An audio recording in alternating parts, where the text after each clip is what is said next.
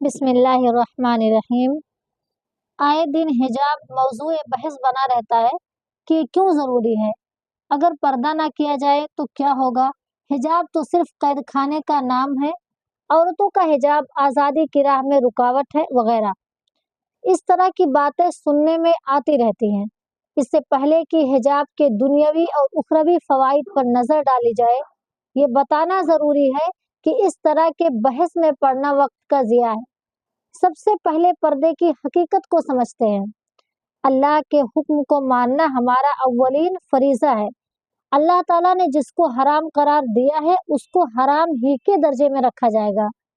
اللہ سبحانہ وتعالیٰ پردہ کرنے کا حکم دیتا ہے ہمیں، اور یہ حکم ہی ہمارے لیے کافی ہے، اور اس حکم کے آگے سر تسلیم خم ہونا ہمارا فرض ہے۔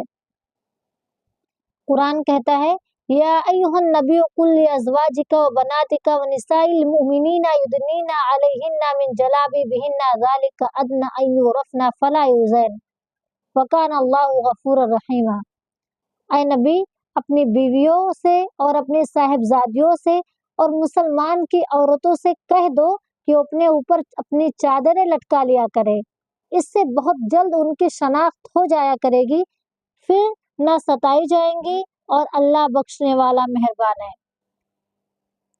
اس آیت میں اللہ رب العالمین نے واضح طور پر پردہ کرنے کا حکم دیا ہے، اور اس کے پیچھے مقصد کو واضح کر دیا کہ تمہاری پہچان یہ ہونی چاہیے کہ تم ایمان والی خواتین ہو، اس وجہ سے تمہیں تکلیف نہیں پہنچائی جائے گی۔ مطلب یہ ہمارے ہی حفاظت کے لیے ہے کہ ہمیں تکلیف نہ ہو، ہم ہر شر سے محفوظ رہ سکیں۔ اب جو لوگ اللہ کا یہ حکم نہیں مانتے، ان سے پوچھیں کہ ذرا عورت لفظ کا معنی ہی بتا دیں۔ عورت لفظ کا مطلب ہی ہوتا ہے پردہ۔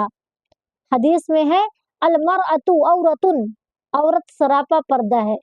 اللہ تعالیٰ نے بہت سی قیمتی چیزوں کو بھی چھپا کر محفوظ جگہ میں رکھا ہے، جیسے سمندر میں گہرے پانی کے اندر سیپ میں موتی، جہاں کوئی آسانی سے نہیں پہنچ سکتا۔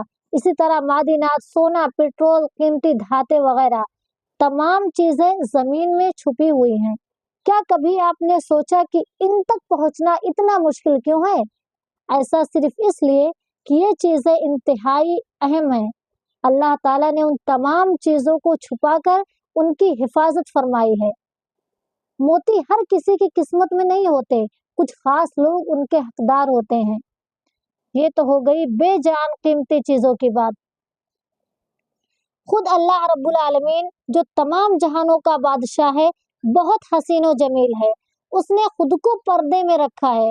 اللہ تعالیٰ نے عورتوں کو پردے کا حکم دیا ہے کیونکہ عورت حسن و خوبصورتی کا نام ہے، اور اللہ تعالیٰ نے حجاب کا حکم دے کر ان کی حفاظت کی ہے۔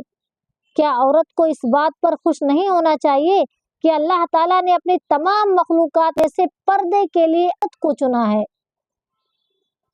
اسلام عورت کو وقار اور عزت سے سرفراز کرتا ہے، ان کو اہم اور غیر معمولی مقام عطا کرتا ہے۔ جب اللہ تعالیٰ نے ہمیں خاص اور غیر معمولی بنایا ہے تو ہم خود کو معمولی کیوں کریں؟ ابو داؤد میں ایک روایت نقل کی گئی ہے کہ جب حجاب کی آیت نازل ہوئی تو کچھ عورتیں اس کے بارے میں باخبر ہو گئیں، اور بعض عورتوں تک اس کی خبر نہیں پہنچی تھی، کیونکہ حجاب کا حکم رات میں نازل ہوا تھا۔ کچھ عورتیں فجر کی نماز کے لیے حجاب کے ساتھ آئیں، اور کچھ انصاری عورتیں بغیر حجاب کے آئیں۔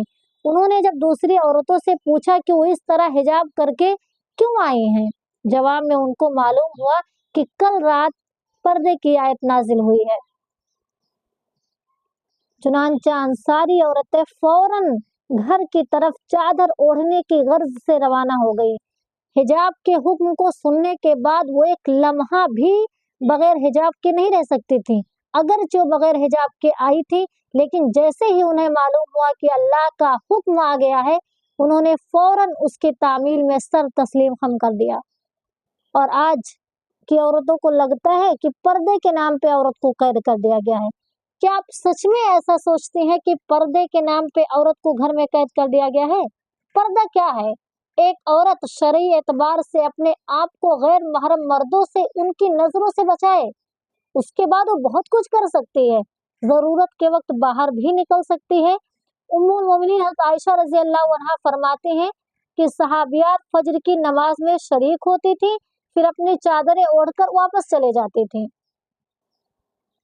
उम्मे अतिया अंसारी रज़ी अल्लाह अन्हा के बारे में आता है कि वो जंगों में मुजाहिदीन के साथ जाती, उनको खाना वगैरह खिलाती, उनके खेमे वगैरह लगाती, जख्मियों की मरहम पट्टी और इलाज करती थी। उम्मुल मोमिनीन हज़रत आयशा रज़ी अल्लाह अन्हा पर्दे में रहती और लोग आपसे आके मसाइल पूछते थे। कुछ लोगों को लगता है कि औरत की आवाज़ पर्दा है। औरत की आवाज़ पर्दा नहीं है, औरत का जिस्म पर्दा है। अगर आवाज़ पर्दा होती तो सहाबियात सहाबा से बात ही क्यों करती, लेकिन की ना, खुलकर बातें की। कितनी रिवायतें आती हैं, कितनी रिवायतों की राविया औरतें हैं जिनसे मर्दों ने रिवायत की है। कितनी हदीसें हैं जो सहाबा किराम ने हज़रत आयशा रज़ी अल्लाह अन्हा से सीखी है, सुनी है, रिवायत की है। कितने लोगों ने उनसे इल्म सीखा है। और कुरान में भी अल्लाह ताला अज़वाज मुतहहरात को हुक्म देते हुए फरमाया, इन तक़ैतुन्ना फला तख़ज़ाना बिलक़ौलि फ़यतमअल्लज़ी फ़ी क़ल्बिही मरज़ुन वक़ुल्ना क़ौलन मारूफ़ा। अगर तुम परहेजगारी इख्तियार करो तो नर्म लहजे से बात ना करो कि जिसके दिल में रोग हो वो कोई गलत तवक्को लगा बैठे, और हाँ, कायदे के मुताबिक कलाम करो। देखिए, आवाज के लिए ये हिदायत दी गई कि कसदन ऐसा लबो लहजा मत इख्तियार करो जिसमें नरमी, लताफत और नज़ाकत हो। बात अगर नरमी के साथ मना किया तो कौलम मारूफा फरमा कर ऐसे सख्त अल्फाज के इस्तेमाल से भी रोका जो मारूफ कायदे और अखलाक के खिलाफ हो। ये हुक्म नहीं दिया कि बिल्कुल कलाम ही नहीं कर सकते। इसलिए आप पर्दे में रहकर बहुत कुछ कर सकते हैं। इस्लाम ने आपको पर्दे का हुक्म देकर आजाद कर दिया, आपको पर्सनल सेफ्टी देकर कहा जो करना है कीजिए, ये आपकी आजादी है, कैद नहीं। कुछ लड़कियां तो बड़े फख्र से कहते हैं कि हमारा जिस्म हमारी मर्जी। उनसे एक सवाल, जब वो बीमार पड़ती हैं, उनके जिस्म में कोई बीमारी लाहिक होती है तो बीमारी इजाजत लेती है? बीमारी छोड़ो, जब मौत आती है तो मौत इजाजत मांगती है उनसे कि आपके जिस्म से रूह निकालना है, मर्जी है आपकी। हकीकत तो ये है कि जो सांस लेती है उसकी भी वो मालिक नहीं है। इसलिए बचिए इस बेवकूफी से, क्योंकि जिसने जिस्म को बनाया है उसमें रूह फूकी है, उसी की मर्जी और उसी के रूल्स। बाज लोगों का ख्याल है कि अपने आप को एक कैद खाने में मुकय्यद करने की क्या जरूरत है, पर्दा दिल और आंखों से होता है, अगर हमारी नीयत सही है तो पर्दे की क्या जरूरत है। इस तरह के लोगों को सूरह अहज़ाब की आयत पर गौर करना चाहिए कि पर्दा करना नबी की बीवियों के लिए पहला हुक्म था। सवाल ये है किनसे पर्दा करना है? उस वक्त के गैर महरमों से पर्दा करना है। उस वक्त के गैर महरम कौन है? वो जलीलुल क़द्र सहाबा, हजरत अबू बकर सिद्दीक, हजरत उमर फारूक, हजरत उस्मान, हजरत अली रज़ी अल्लाहु अन्हु वगैरह। क्या उनसे भी ज्यादा कोई मुखलिस हो सकता है? जब वो अल्लाह के हुक्म को मानने के लिए, बहुत ज्यादा इखलास दिखाने के लिए दिल और नीयत की पाकीज़गी को नहीं लाए तो आप क्यों ला रहे हैं? इस आयत में मजीद नबी की बेटियों को पर्दा करने का हुक्म है। सोचिए, क्या आप हुजूर की बेटी हजरत फातिमा रज़ी अल्लाहु अन्हा से ज्यादा बाहया हैं, जो पर्दे का खास एहतमाम करती थीं? तमाम मोमिनीन मोमिनात को पर्दा करने का हुक्म दिया गया। हर गैर महरम से पर्दा करना वाजिब है, खा वो दुनिया की कितनी भी मुअज़्ज़ज़ शख्सियत क्यों ना हो। हमारे नबी हजरत मोहम्मद सल्लल्लाहु अलैहि वसल्लम से भी ज्यादा इस दुनिया में कोई मुअज़्ज़ज़ हो सकता है? या आप खुद को सहाबे किराम की जात से ज्यादा बेहतर समझते हैं? हमारी कुछ इस्लामी बहनें यहाँ तक कहती हैं, हम क्यों पर्दा करें, हम पूरी तरह तैयार होकर के बाहर निकलेंगे, सामने वाला अपनी नजर नीचे रखे।